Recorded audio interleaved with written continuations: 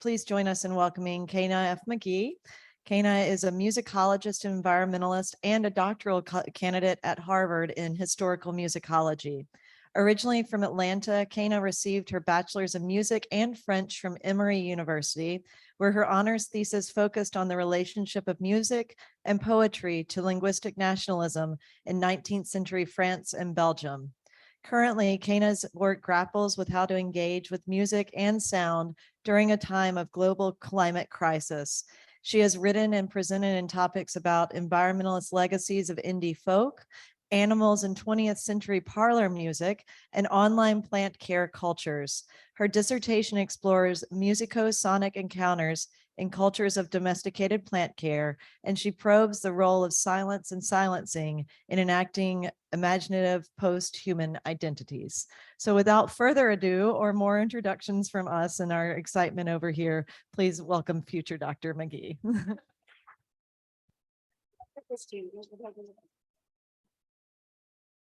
Thank you. Yeah. Everybody hear me? Does it sound okay? Great. Yeah, Dr. McGhee sounds really strange, but definitely a lifelong thing that I've really wanted. So it's really great to be here. Thanks to Kim and Alan for reaching out to me over the summer, sort of by happenstance. Super excited to be here. And my understanding is that a lot of you may not be musicologists, but I'm sure a lot of you love music. Some are. Okay, I've been corrected. But I know a lot of you probably love music and have thought about it in some capacity. So at the end, I'm happy to answer any general questions about music and anything also specifically to the talk itself. So let us begin. So it's 2022, and as NPR contributor Sophie Haney has written, quote, "Plant music is coming to you, and there are plenty of musicians waiting to be discovered."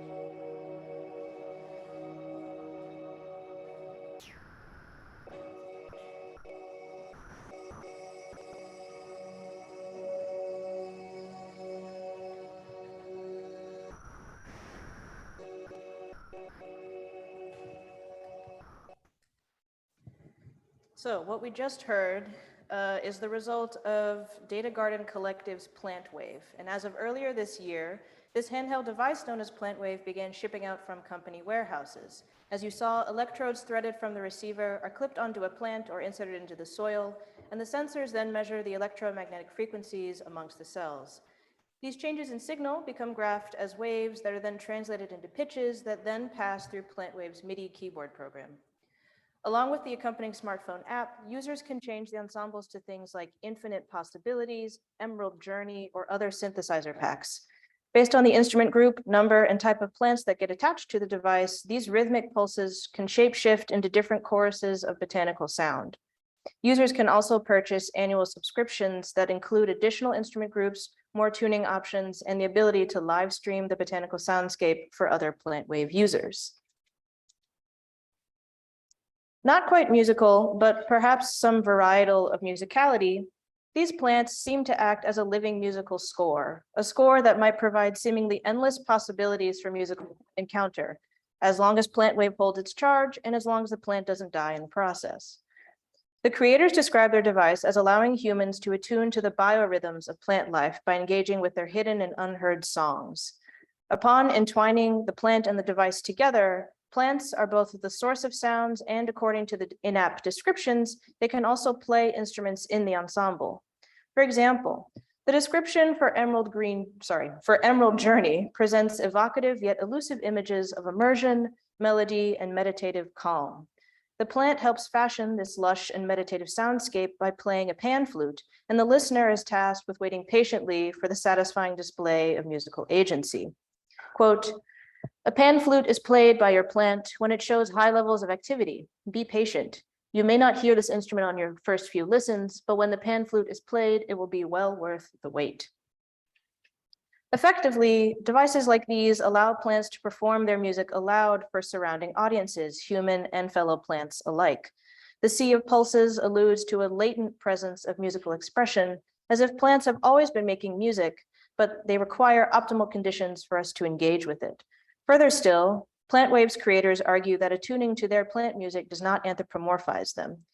Instead, the device opens what they call channels of communication with life forms that surpass human understanding. By seeking to foster an awareness of plants as living organisms, Plant Wave uses music to represent plant life aesthetically through their new wave ambient soundscape, and Plant Wave music also serves as a barometer for assessing the plant's capacity to display its life. For scholars of music and sound, the prospect of listening during climate collapse is equal parts generative and frankly terrifying. Recent statistics attest to the loss of non-human life like birds, whales, and insects, as you see here, and they exemplify some of the incertitude facing humans and our interactions with the world through sound. Musicologist Rachel Mundy has shown, quote, "how modern sonic cultures are unthinkable," end quote, without animals unwittingly being used to define expectations of music making for all manner of gendered, racialized, and humanized beings. And media theorist Jody Berland has offered how animals and their imagery, quote, "have been indispensable to building both material connectivities and collective imaginaries, trends which have only been perpetuated in new ways with the advent of new technologies." Therefore, confronting the realities of vulnerable animal populations proves fraught because species extinction unsettles the boundaries amongst humans and non-humans and our corresponding ideas about music, sound, and oral communication. In other words, we are in a moment where we must reorient ourselves toward unfamiliar oral realities. What do we hear and listen for in a silenced world as species go extinct and take their soundings with them? How can we expand how we hear now so that we can anticipate a possible future? Learning to listen in new ways can begin by listening with the quieter lives already with us. And as I will argue, plant lives are incredibly influential in shaping ideas about modern sonic culture. Today, I'll work with a couple types of domesticated plants whose lives overlap with human embodied experiences of sounding, namely on the concert stage and in the home. I invoke the term botanical listening to, on the one hand, describe human ears that are oriented toward making plant life audible, and on another hand, to account for how plants have been regarded as listeners in their own right. Both modes of botanical listening are entangled together in each encounter presented today, and so if they become unclear, that is why. I strive to demonstrate how botanical listenership might reframe human-non-human relationships away from the privileged positions of music and sound that have defined disciplines like musicology. I'll first eliminate experimental music compositions that feature amplified succulence within the concert hall, and then I examine musical and sonic encounters with intersecting Black, queer, and plant identities. These endeavors reveal how performing various spectrums of sound fosters intimate relationships among disparate life forms. And by grappling with these modes of listenership, I set out to explore how silence in a musical sense can also connect to the socio-political realities of marginalized voices being silenced by hegemonic powers. And as many of us know, these are the same powers that have directly contributed to the ongoing climate crisis. Environmental activism, under what sociologist Rosetta Taylor has called the new environmental paradigm, reached mainstream awareness in the 1960s. This is largely thanks to the publication of Rachel Carson's Silent Spring in 1962. And as her title indicates, Carson probes the relationship amongst species loss and toxic pesticide usage, and she frames these anxieties within a larger narrative about living through spring seasons without birds, cheeps, and twitters. Music studies welcomed this acoustically oriented attunement and responded with the notion of soundscapes. Originally used to describe the world as its own musical composition, the term gained notoriety from a collection of scholar composers at Simon Fraser University in British Columbia during the 1970s. The composer sought to use nature's soundscapes to create sound maps so that an environment's health and well-being could be assessed over time. The sibling field of bioacoustics has since taken a more scientized approach to analyzing sonic knowledge about the environment, leading to projects like the World Soundscape Project, the National Park Listening Lab, birdsong apps for avid birders, and many other projects. Plant biologists in this field are increasingly discovering how plants produce sonic byproducts of standard botanical life processes, and that they respond to sound in their search for water, nutrients, and sunlight. These byproducts may go unlistened to by human ears, but the fact that we cannot hear them does not foreclose the possibility for a space of sound to open around these kinds of lives. Small aside, 1973 also saw the controversial and now largely ignored publication of The Secret Life of Plants, a pseudo-scientific attempt to validate claims about plant sentience via the use of polygraph tests. This book also resulted in a 1979 documentary for which R&B and soul icon Stevie Wonder composed the soundtrack. The soundtrack was released as a full album called Journey Through the Secret Life of Plants, where Wonder's signature tenor voice fades into the background to be almost non-existent amongst a wash of harmonica, psychedelic guitar, talkbox, and trancy music similar to what we heard with Plant Wave. And indeed, Plant Wave's precedent and peer is an Italian-based project called Music of the Plants. This group of researchers began their study after being inspired by the documentary and the book release, and they wanted to explore the role of electrical conductivity as, quote, a core indicator of the life force of plants. As you see here, Music of the Plants also has a handheld device called Bamboo that allows plants to share music for human audiences, and humans can use the device to record musical arrangements for later use. And both devices are really fun to use. I got one, and it was a great pandemic activity for me.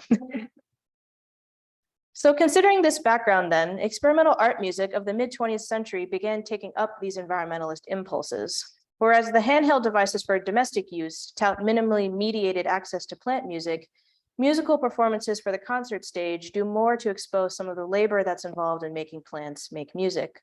One example is a pair of pieces by American composer John Cage, Child of Tree, which premiered in 1975, and Branches, which premiered in 1976. In both pieces, John Cage indicates in the performance instructions that no conventionally pitched instruments can be used and none should be made of animal or metal materials. Therefore, cacti are amplified with contact microphones and close mic techniques as they're played amongst other botanical materials like wooden rattles, leaves, and sticks.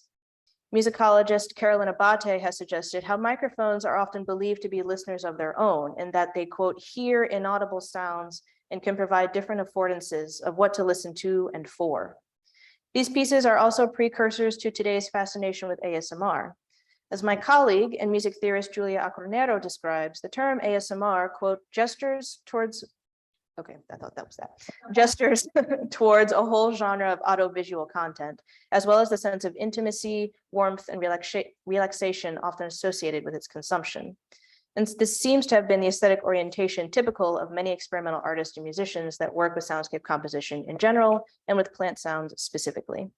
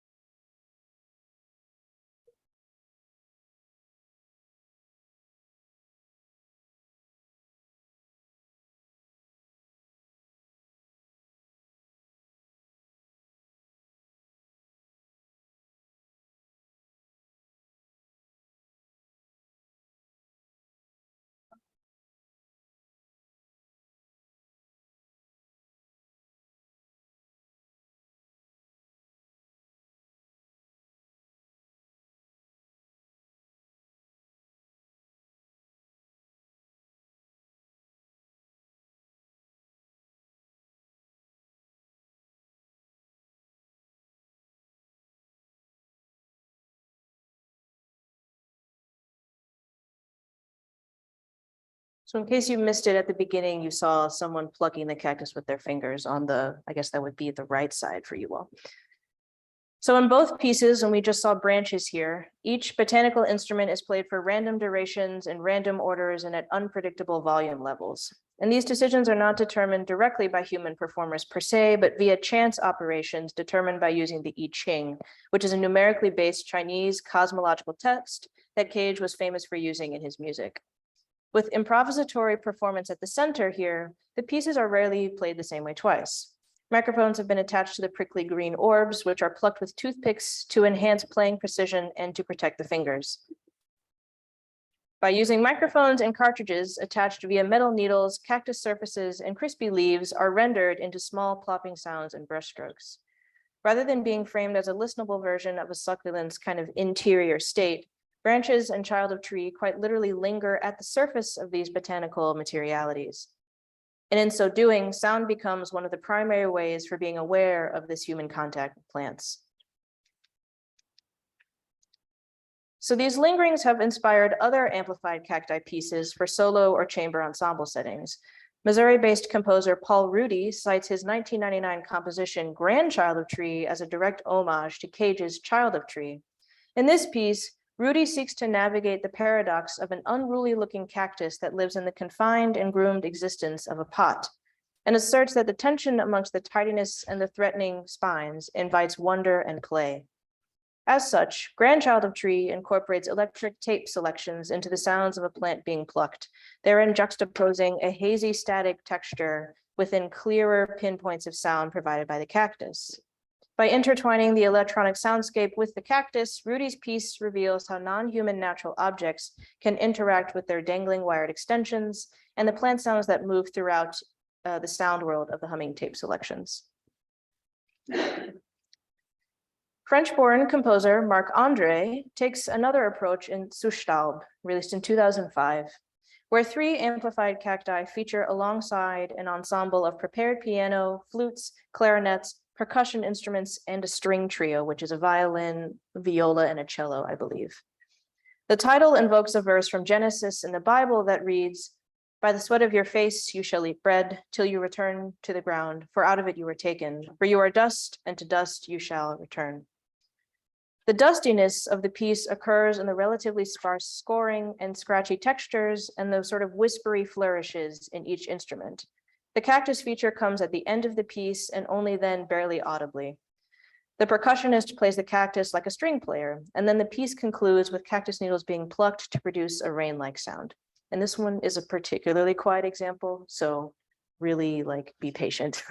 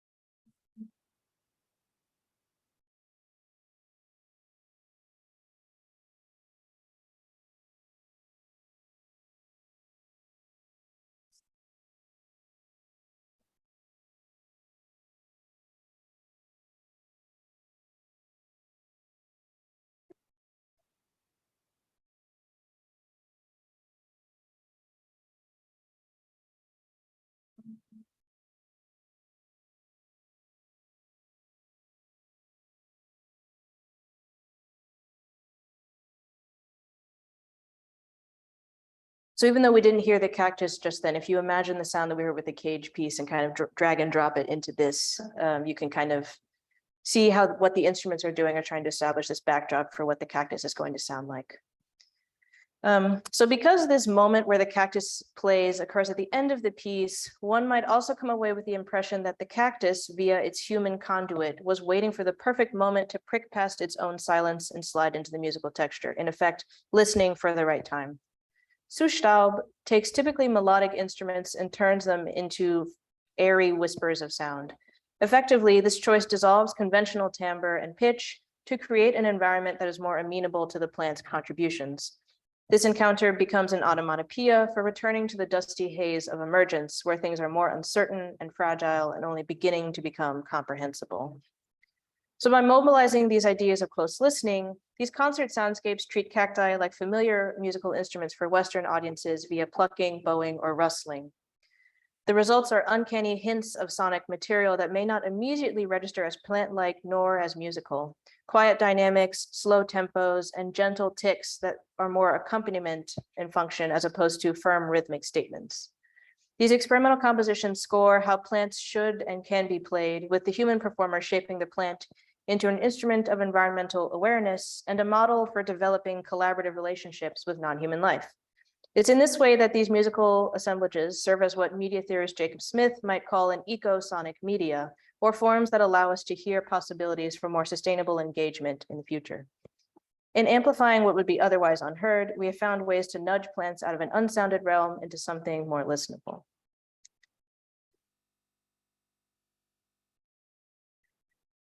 Ideas of plant sounding connected to intimacy and calmness partially explains the recent uptick of domestic plant ownership, especially in the climate of the ongoing pandemic.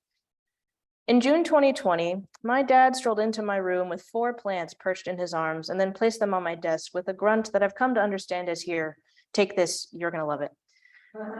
Aside from the fact that my favorite color has always been green, if it wasn't clear, my da also suspected that the environmentalist in me would appreciate having plant life adorning the corners of my room. But for him personally, cultivating plant life nurtures memories of his own late father's garden, perhaps, including the prize-winning cabbage seen here, and connects our families to an ancestral lineage of enslaved growers who relied on their farming skills for survival.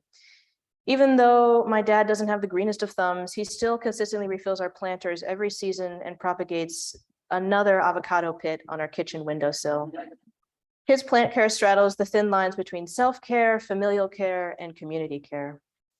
And throughout years of pandemic life and the accompanying racial traumas, he and millions of other Black folk have reclaimed botanical practices that originally brought our ancestors to this landmass, as seen with the popularity of accounts and forums dedicated to communities of color specifically. As garden stores and nurseries struggle to meet increased demands for houseplants, plant lives have found homes on the internet, comprising an expansive virtual greenhouse. So while Western classical concert halls have quite literally probed plants for their musicalities, the digital world hums with its own interspecies communities. This humming includes a popular image of a string quartet performance in a Barcelona opera house that was filled to the brim with donated potted plants. But the hum of plant-human collaboration also becomes audible through particular social media accounts that take advantage of the affordances of audiovisual content creation. So this next section of the paper is going to account for some of the sonic elements in these practices, with sustained attention to how Blackness, queerness, and plantness overlap with one another through music and sound. Take, for example, a popular video format known as the plant tour. In general, humans and plants together engage in a series of elaborate choreographies wherein humans tell stories about the plants living in their homes. These are often arranged in tasteful collections of common pothos, philodendrons, and succulents, alongside more tropical exotica like monsteras, palms, and the fiddle-leaf fig. Against a backdrop of humidifiers, glass cabinets, and plant-specific colors of lighting known as grow lights, we see that the living spaces are modified to accommodate the non-human counterparts just as much as the plants have been genetically altered to suit our human air conditioning. Let's see.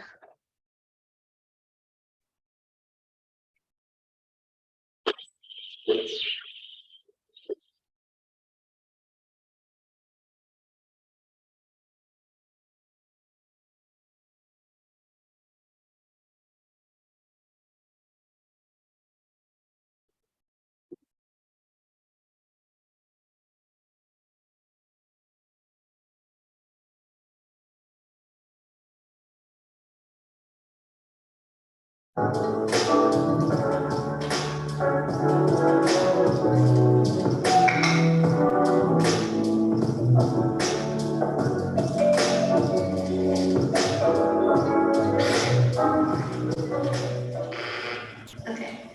so I'm back in my apartment, and if you're not sure where I went, Okay.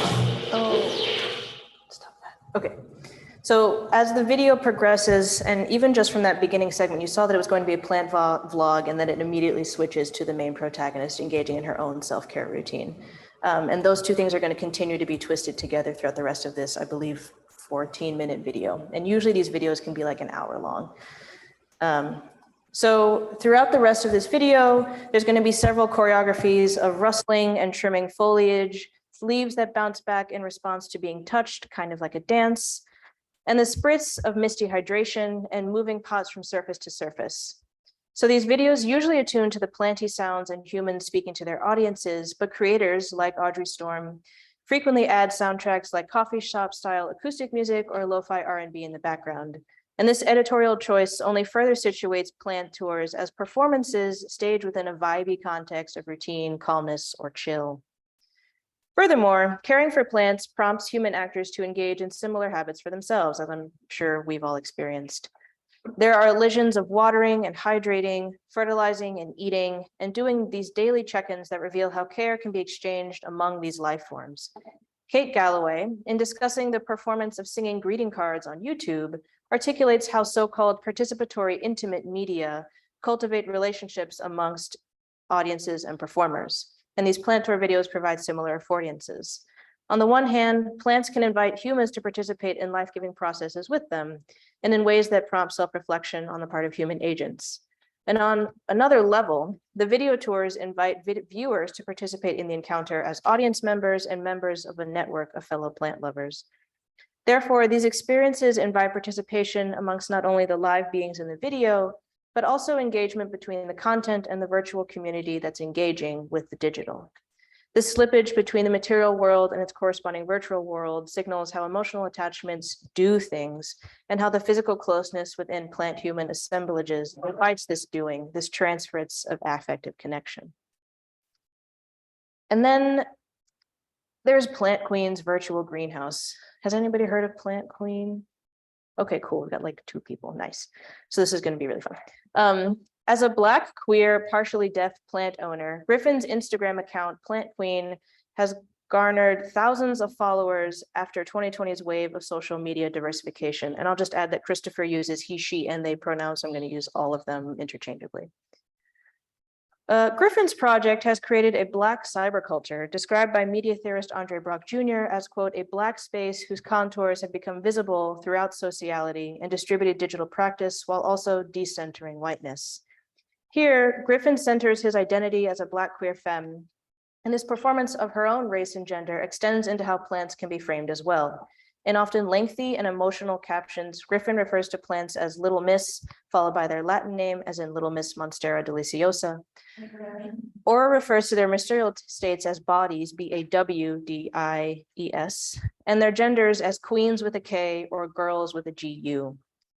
Very quickly, thanks to the comfortable slippages and identification, one forgets whether Griffin, his narrative, or the plant lives are at the heart of this space.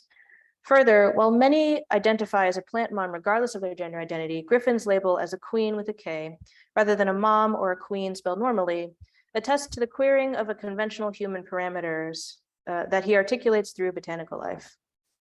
And scrolling through the feed means experiencing streams of photo montages like these that brim with smiles and laughter within Griffin's apartment or a local greenhouse. Boldly colored gender fluid outfits complement the range of verdant life. Griffin also challenges the aesthetic orientation towards lo-fi beats that dominate areas of the plant care movement. The vibrant photo montages are interspersed with videos of Griffin dancing to Black popular musics of R&B, disco, and soul, like a video that I have included here, where Griffin makes the naughty decision to buy more plants, and this video is accompanied to Beyonce's Naughty Girl.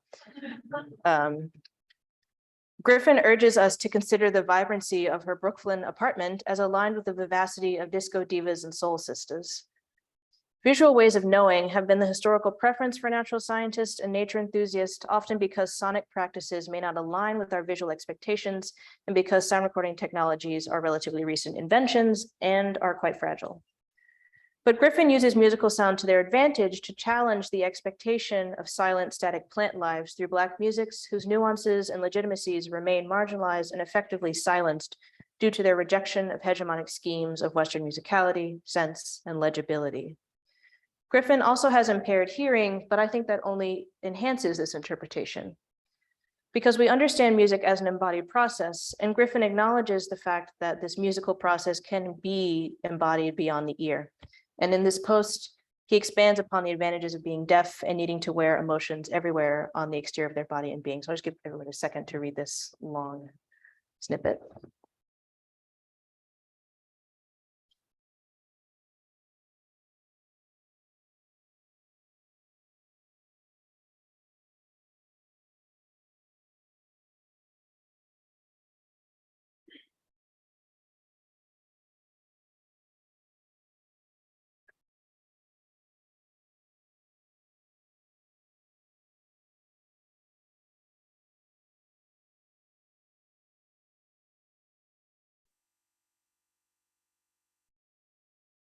Cool, thumbs up, awesome. This is the Instagram post that kind of inspired this project for the very obvious references to music and sound. It was super powerful when I first encountered it.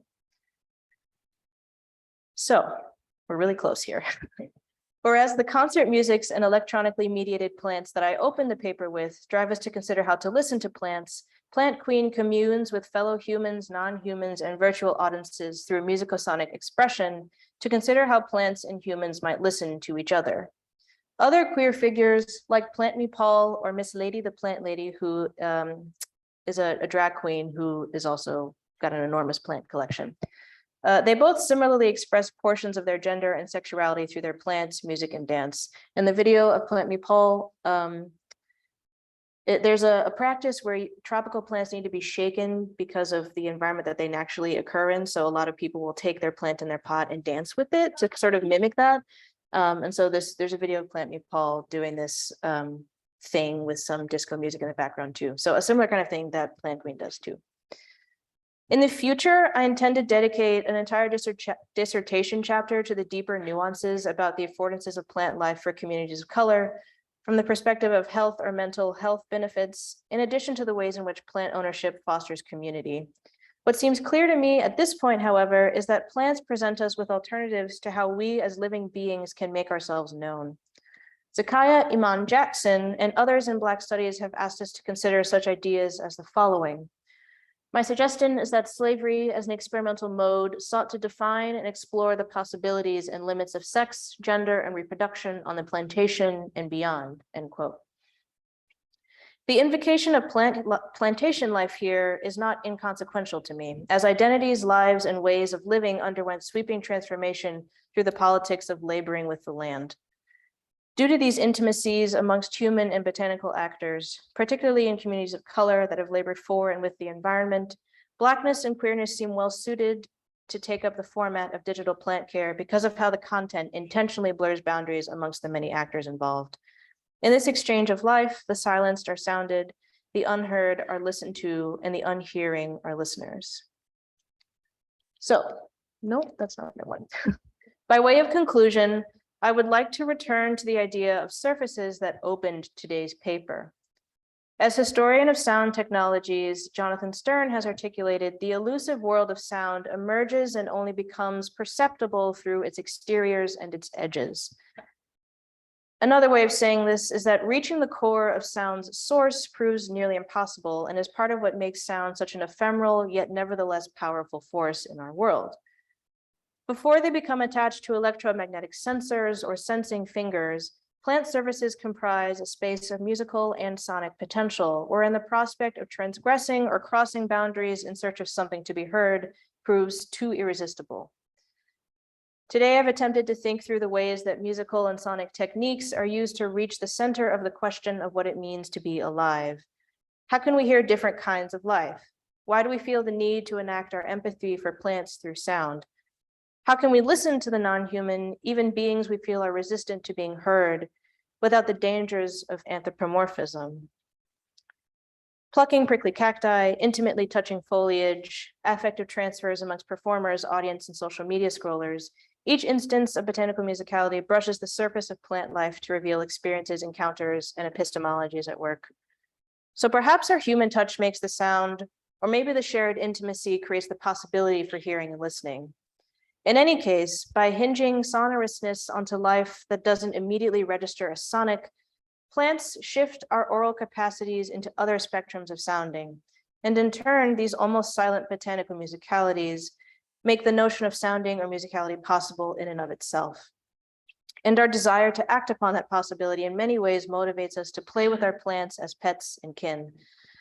I consider my work as venturing towards the edges of what musicology dares to call musical, and what histories of science have neglected to consider in their accounts of how knowledge production has developed through music and sound. But until being able to fully listen, we are left with silences engendered by the things we think we can hear, the lives we want to listen to, and the silences attached to imaginations of sounding. So, cue.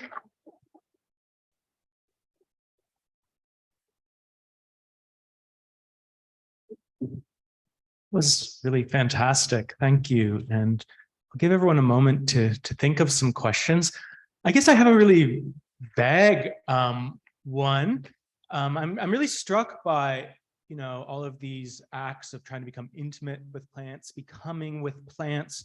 And I'm wondering if any, you know, practitioners of plant listening, of plant living with, have started to turn critical attention to other dominant modes of existing with plants, like the unending fixation on making them grow as fast as possible, on soy monocultures that probably are almost inaudible in the moments of human-animal engagement because they're drowned out by massive tractors and machines and so forth. So I guess I'm asking, are we seeing the emergence of a different kind of ethical critique of normalized forms of human plant engagement, especially in agriculture? I think that's definitely, it's definitely an area I want to tap into because it is not as like sharply critical as I would like it to be, considering the stakes of, you know, if you get a very tropical exotic plant in your home, it's coming from somewhere like Peru, it's coming from, it's still participating in the same global economies that contribute to other systems of extraction and exploitation, that kind of stuff. So there's like that piece of it that I'm thinking about when you ask that question. And I think the idea about making plants grow as fast as possible and making, like, you know, little plant leaves, little plant babies, and being really proud of that growth is connected to this sound, because if you are going to attach a little microphone or sensing device to a plant, you're assuming that the plant can just make music forever and ever and ever, in the same way that it seems like a plant can grow forever and ever and ever.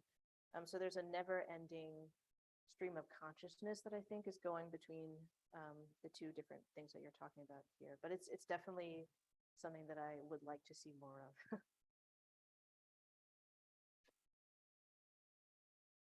Yeah. No, thank you so much. What a fantastic talk. I have a question kind of related to the ethics of plant-human relationships, but more on the musical side. Sure. And I'm wondering, I think you mentioned this, and I would just love to hear your thoughts more on the issue of so often these experiments with, you know, either the technology that puts, you know, probes plants for their musicality, or even John Cage and these experimental composers. And to what degree is this a kind of, well, it's the technology, what we hear is so mediated by by the device, or by the composer, or by the improvisational, you know, technique. Is there any kind of ethical concern for you around, you know, how much is this a ventriloquism? How much can this open up maybe a rethinking of this relationship between plant and human musicality? Yeah, I think it's a methodological thing that is tricky for me to navigate in terms of, do I call this plant music even though it's being deeply mediated, one, by the people filming the concert, for example, or the microphone technology itself? And so a brief allusion I made to Abate sound object lessons kind of speaks to the way that microphones are envisioned as listening. So at least the politics of listening are being played with here, even if ideas about what conventional music qua Western classical music standards means, because the plant sounds that we heard are just filtered through that lens anyway. So that's an ethical thing that I grapple with all the time. So it's tricky. Like, it feels like kind of a cop-out to say that, but it is tricky to say that it is plant music, even though you require so much effort and technology and forethought, and you need the improvisation to draw out different aspects of what you're trying to hear. But I think there's something about the desire to play and to imagine what it would be like to hear things that we can't hear already immediately on the surface that I think is really powerful, and kind of the main thrust of what I'm trying to do with my broader scholarly project is what are ways to hear things that we don't hear normally, but without necessarily having to rely on expensive devices and training and stuff like that. So I hope that says something.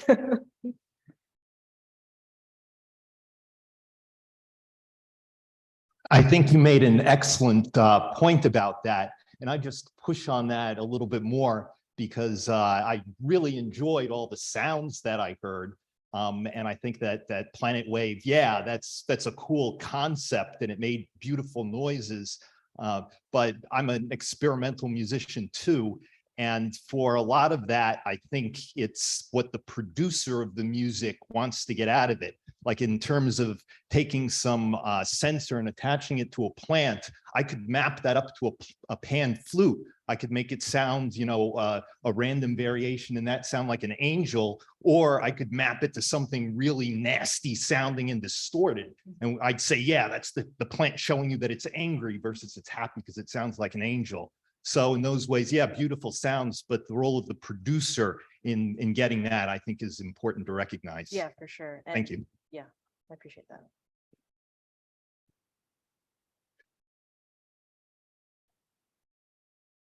Sorry, I've got a bit of a walk here.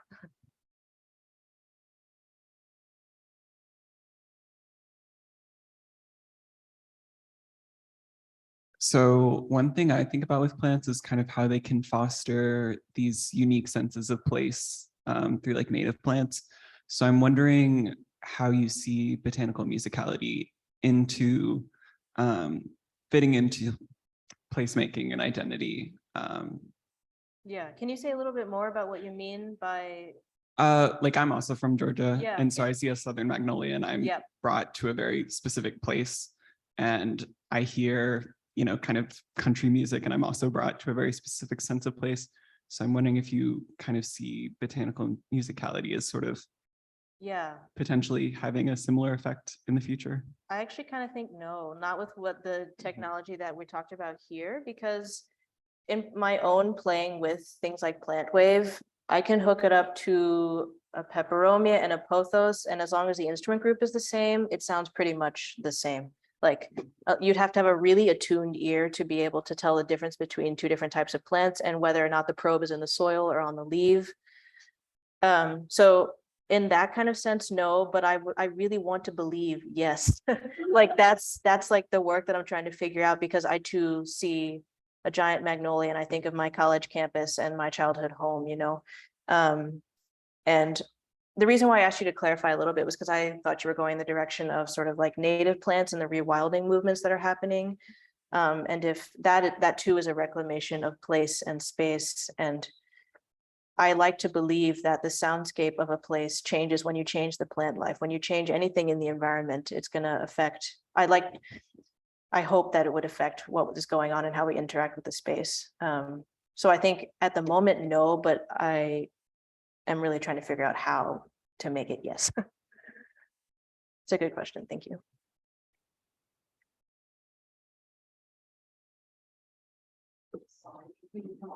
You're good. You're good.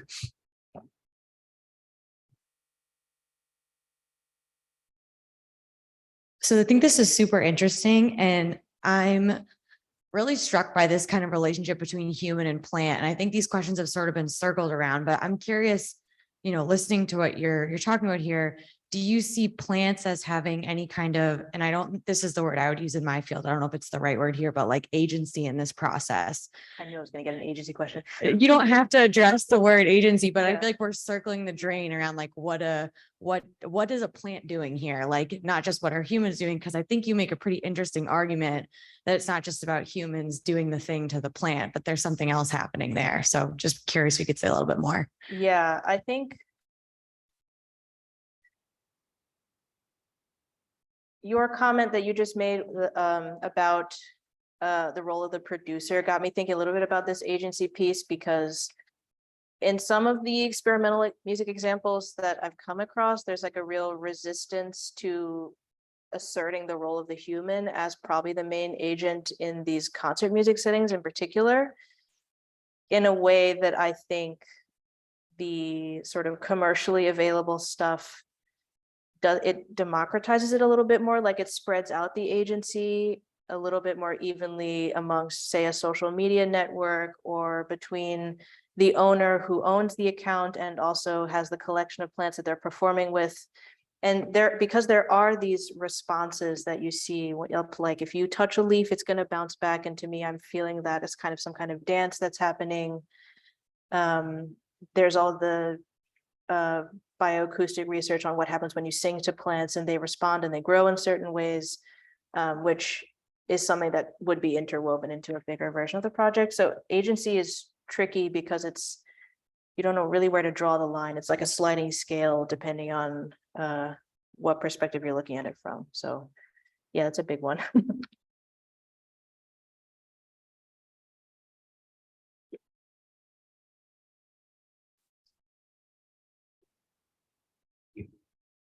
Hi. Hi. I love the reference to Stevie Wonder and Secret Life of Plants. It's one of my favorite albums. But I'm curious, like, where you see representations of plants and botanicals in popular music right now. If at all, do you think the representation is helpful, harmful, etc.? Cool question. Anybody know Bon Iver? Bon Iver? I heard it very excited, like, yes.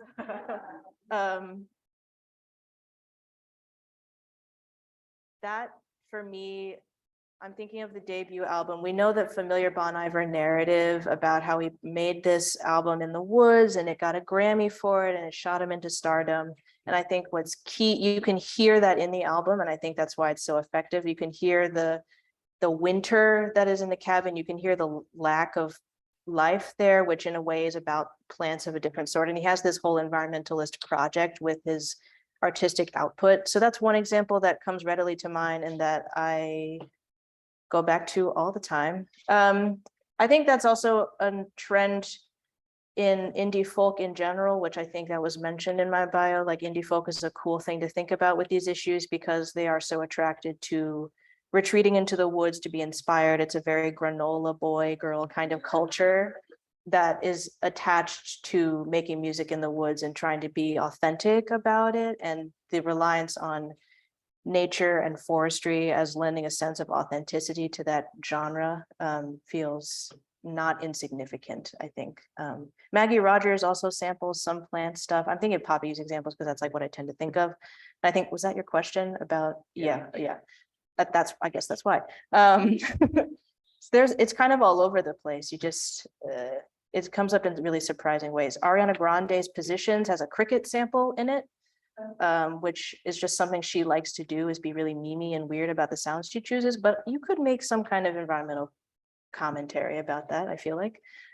It's all over the place, so it's a great question.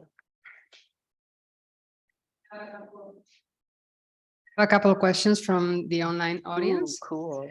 The first one says, can you say more about the significance of seeing more and more plants popping up in the traditionally perceived as a sterile or non-living space like the internet?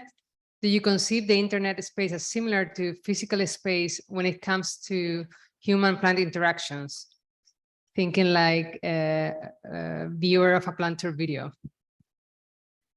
So the question is about the appearance of plants in a seemingly sterile space like the internet, which I'm assuming that question is coming from thinking about the internet as being digital and code and numbers and metal and cold.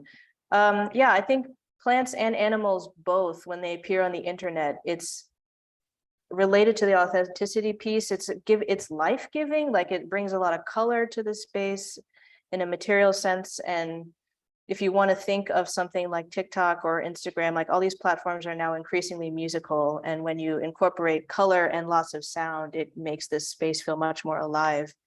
And the plant tour videos are trying to do that, I think. And you put an hour-long video on in the background and it animates your own space as you're listening to someone else adorn their own space as well. That's something I might say. Thank you for that question. There's another question. Is there a connection of trees and plants and song lines or dream lines? Songlands? Song lines? Song lines and dream lines. Dream lines. I don't know what the question was asking. A connection between trees and plants and song lines and dream lines. Yeah, I'm not totally sure how to answer. And maybe we that can ask necessarily. the person to Yeah, elaborate. if you want it, whoever You asked it, can, if you want let's try to. Ooh, that's a good idea. We'll try to summon them up.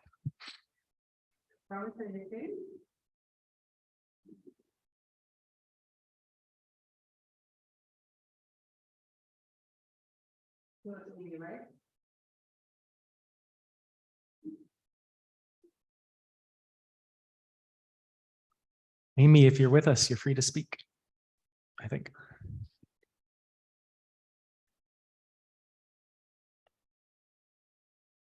If not, it's okay. It's definitely food for thought. That's okay. That's okay. Anyone else? Minion. Thank you so much for such a wonderful talk. I want to ask if students are feeling inspired. What are some of the areas that you could see need for future research? Can you say that again? Can you say that again, please? I think you just moved the microphone. I heard the beginning, but not the end. Okay, so if students, thank you for a wonderful talk. If students are feeling inspired, what are some of the areas of future research or future exploration, either within your own discipline or other disciplines, that you could see people going forward in? And if so, what areas of training would you recommend students consider? So I recommend number one, Rachel Mundy's book, Animal Musicalities. I am so incredibly grateful to have her on my advising team. She is someone who changed the trajectory of my research, I think, when I read her book my first semester. And she is currently working on a project about moths that are named after like female opera stars. Like their species name is that, and they're named after operas and that kind of thing. So if you think about the time period when natural history and evolution is settling into place, it's during the 19th century when the bourgeoisie is coming up and people have more access to attending musical performances and gaining class status through that. So there is definitely there's more work to be done on different kinds of animals besides the familiar ones that we've talked about. So if you can pretty much pick any animal and go with it. I think also the first question I was asked about sort of critiques about plants that are deeper and go beyond just, oh, they're small and cute and beautiful. Like there's something else to be said about how do we get our plants? What is the work involved in doing that? So there's a lot of space to make an intervention into labor politics and capitalism and all conversations of race and gender. So this project for me, this project for me is a little kooky and I have trouble explaining it all the time, but I'm assuming most of you might be undergrads, so go with your crazy idea is kind of what I'm saying. And it's most authentic, most original, and will get you pretty far, I think. I think we're ready for Amy online. I have to apologize. I've been kind of almost laughing throughout this talk or crying about the acoustics of this room. So, yeah, Amy, if you're ready. Hi, hear me? Yes. Okay. Dreamlines and songlines they aren't from anywhere. I first encountered them in Australia. Okay.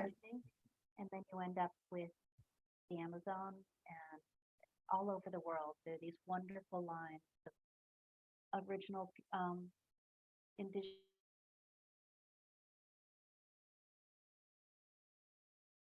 Yeah, I've not encountered that in my own work, so I guess my tricky. So I think your question was about dreamlines and songlines, and the audio is a little funny in the room. Yeah. So if you could, you were talking about how you found them in Australia, you said? Australia, Amazon, and other Africa, other places. Yeah, I've not heard of that, so that's a really fruitful area for me to go in. I guess that's why I had trouble answering the question. I'm really sorry I can't answer it more completely, though. Okay, Thank you so much. I really appreciate it. Well, with that, I think we're about time. So thank you for a wonderful talk. I really appreciate it.